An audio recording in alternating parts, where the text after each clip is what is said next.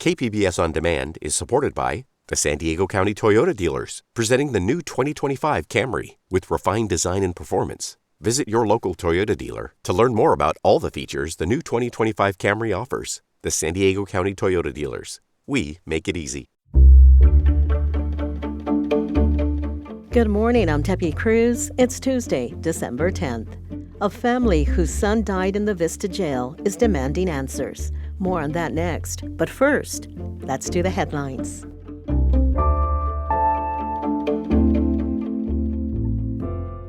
San Diego County is under a red flag warning because of strong Santa Ana winds. That means there are critical fire danger conditions. National Weather Service meteorologist Adam Roser says to expect winds of 20 to 30 miles per hour with gusts up to 60 to 65 miles per hour. We're really going to see kind of a lot of easterly winds with this system. That's where they're going to be strongest throughout Southern California. So the San Diego County through the mountains and the foothills is going to be the highest winds. The high winds could also cause downed power lines. SDG&E has issued public safety power shutoff notices, telling customers in certain areas to prepare for a possible outage. The red flag warning lasts until 4 in the morning tomorrow.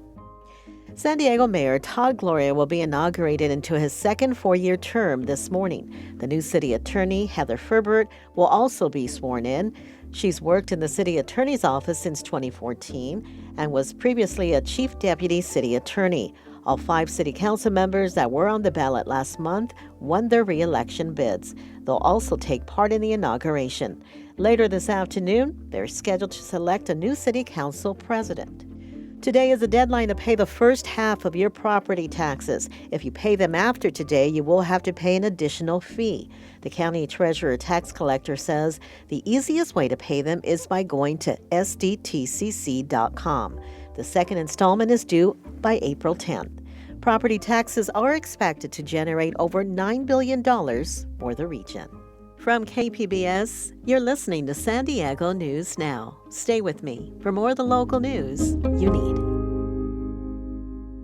KPBS On Demand is supported by Paint Care, offering households and businesses in California more than 800 leftover paint drop-off sites for recycling.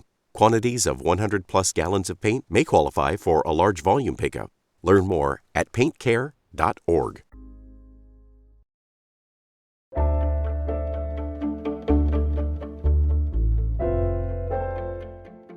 A Virginia family says they have been waiting 9 months for answers about their son's death at the jail in Vista. Reporter John Carroll says they came to San Diego to demand those answers in person.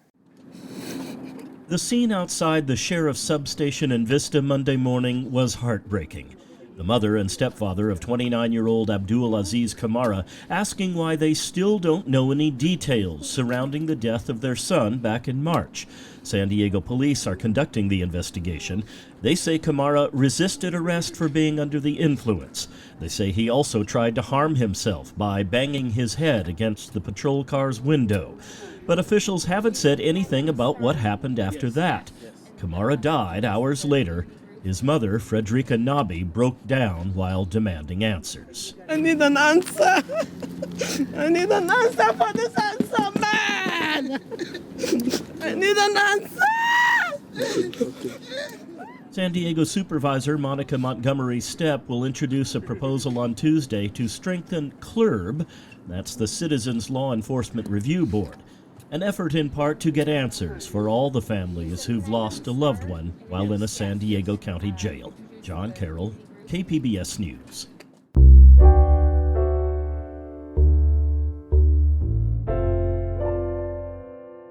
San Diego transportation officials are narrowing down their options for a new and improved public transit connection to the airport. Metro reporter Andrew Bowen says funding is a big hurdle. The planning agency SANDAG has been considering 3 modes of connecting the airport: an extension of existing trolley lines, an automated people mover, and a rapid bus line. A people mover could provide the most frequent service, but buses are by far the cheapest option. At a SANDAG board meeting Friday, Encinitas Mayor Tony Kranz says cost is an important factor. I think it's going to be a long time before the resources are available to build $1 billion project that serves so few people. And so I would encourage consideration of extending these bus options and making them work better. Sandag says it's ready to make some improvements to airport bus service as soon as fall 2025. Andrew Bowen, KPBS News. The Tijuana River pollution crisis remains a looming threat to the health of communities in South San Diego. State Senator Steve Padilla sat down with KPBS Midday Edition host Jade Hindman to discuss his latest attempt to provide some relief. So you're proposing a toll charge to fund pollution cleanup projects. Where will this toll be situated and how will it work? Well, the Otay Mesa East Toll Facilities Act already exists. And as you know, that has been the planning and for many, many years and is coming online, I think, roughly in 2027. And it will be a toll facility. It's a state highway. It's important to the binational economy. It's important to move people and goods across the border region. But it also brings impacts to the environment, obviously, with more volume and more traffic. And we already know that here in the binational region, we have one of the most acute and unique and disastrous environmental public health disasters happening in our own backyard. And we're learning through science more and more recently that not only are those degrading resources and the water quality, but it's impacting the air quality. People are breathing it in, different substances that are not healthy. And so it's a public health crisis, it is an environmental, ecological crisis, and it is a financial, economic crisis as well. So I introduced my first bill on the first day of the session, SB 10, which would specifically and clearly amend the act to make it clear that you could, SANDAG, San Diego Association of Governments, the folks that administer and collect that toll revenue to pay for the infrastructure and the maintenance of it, would be able to collect toll and add an element of that that they could negotiate and put those funds towards environmental fixes and towards environmental remediation. That's what SB 10 does. Well, certainly hearing you talk, there's a lot at stake here. But are you concerned that cross-border trade could be negatively impacted by the toll? No, it's not a zero sum. It's not degrading or removing any resources for the infrastructure that's so important for the economy and to move goods and people across. It simply very clearly states that it's permissive language. It's not a mandate, but it says, look, you can negotiate and assess an element of toll here. And it's probably good policy, I would argue, because with more volume and more impact on the region, with more crossings, you're going to contribute to degradation to resources in the watershed as well as air quality. And we ought to be paying attention to the obvious elephant in the room, which is right there, which is a situation that, frankly, nowhere else in North America is dealing with, where you have cross-boundary flows because of the infrastructure still catching up on the raw sewage issue, and you also have commercial industrial runoff. And it's all mixing together in sort of this toxic soup in the same place at one time. And, the reality is it's affecting communities that historically, in decades past, were underserved, underinvested, communities of color, often without economic and political power. And so it is a public health emergency, and as well as an environmental, ecological, and an economic problem that is acute and needs to be addressed. Well, the bill gives specific authority to SANDAG to implement a toll, as you mentioned. How will it be enforced? I mean, you've stressed the need for urgent action here. Why not make this a mandate? One step at a time. I think, focusing on solutions and getting collaboration with all of the parties that we'll need, right? Both on the toll agreement, on getting SANDAG to we've tried to make it simple, right? And that's part of the reason why it's not a mandate, right? Let's give people options. Let's encourage collaboration. Let's look through the logistical challenges that may be presented by this. I don't believe it's rocket science to say, you've got an architecture that exists and an existing statute that says what you can utilize this for. I think many would say that taking it one step at a time and encouraging collaboration is a very diplomatic approach. Can we afford that approach when we're so behind? I mean, I think one thing we've been clear about, right? I mean, if that doesn't work, then we're happy to take different approaches, right? But I think most folks understand that we're all paying a price for this.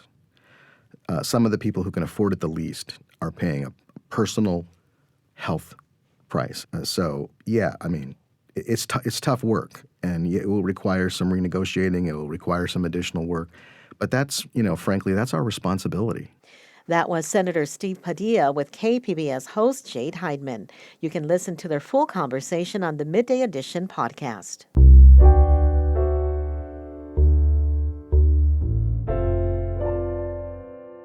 In July, Trump's campaign said the demise of the Conservative Policy Agenda Project 2025 was welcome.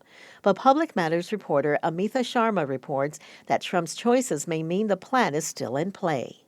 Trump's representatives could not have been clearer this summer about Project 2025. They said the plan had nothing to do with the campaign or Trump. A day after Trump won the election, San Diego County Republican Party Chairman Corey Gustafson reiterated that point. I'm going to take the president at his word on that. But since then, Trump has selected contributors to Project 2025 for his administration, including Director of the Office of Management and Budget, Border Czar, and Chairman of the Federal Communications Commission. Project 2025 includes funding cuts to Medicaid and Medicare, assistance to senior citizens, and programs that feed children. It would also dismantle the Department of Education and give the president more power over prosecutions. Conservative writer Bill Kristol has little doubt Project 2025 will be implemented and says the new administration has every right to do so. But they don't have the right to do it out of the daylight. They don't have a right to go around Congress. Meanwhile, Trump has also announced plans to create a Department of Government Efficiency, a step widely seen as a Project 2025 goal to rid the federal government of, quote, the deep state. Amita Sharma, KPBS News. That's it for the podcast today. As always, you can find more San Diego news online at kpbs.org. I'm Debbie Cruz. Thanks for listening and have a great Tuesday.